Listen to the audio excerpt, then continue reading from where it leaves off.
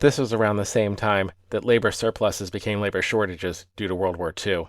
In 1942, the United States government set up a program called the Bracero program, Bracero meaning manual labor in Spanish. This program, working in collaboration with the Mexican government, offered guest worker contracts to 5 million Mexicans, and it was the largest such program in American history. And of course, the 5 million who were involved in that program were just those who came through legal processes. Officials often looked the other way during harvest season when farmers needed additional labor and Mexican laborers were paid under the table. Even after the war, the agreement between the two countries was extended, and in 1951 it was dramatically expanded at the request of Western farmers, not just in the Southwest, but also in the Northwest. But both the Mexican and the American government were concerned about the number of migrants who failed to return to Mexico. Mexico itself was also experiencing labor shortages, particularly farm labor shortages. An estimated 70% of those who applied to migrate legally were denied access to the program, but most would simply go anyway, with or without the Bracero program, if they could find access to farms.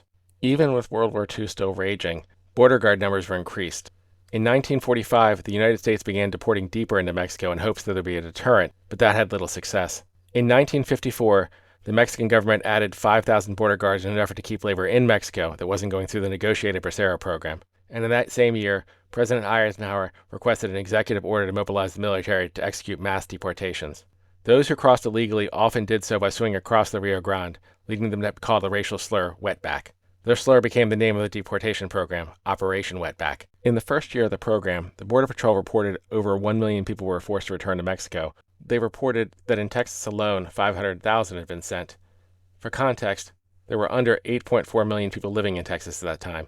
Those deported by U.S. officials were then given to Mexican officials in central Mexico, where Mexico had the labor shortages, in the hopes that the distance from the border would prevent return. About 11,000 filed complaints showing that they were actually part of the Bracero program and therefore were deported illegally. Others deported were found to be U.S. citizens.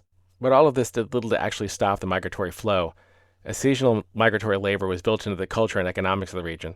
The following year, the Border Patrol reported only deporting 242,000, and that number continued to decline for many years until the program was eventually defunded.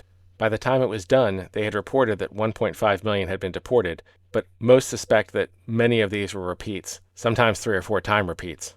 Also inflating the numbers were the fact that many of those who were counted were actually self-returns, going back based on seasonal labor cycles. In the first 30 days of the program, 60,000 of the roughly 120,000 counted by the government actually left voluntarily, many if not most returning later either to the Bracero program or just following seasonal work patterns. Many were actually taken to the border and just told to complete the Bracero paperwork, then immediately allowed to return. History is awkward.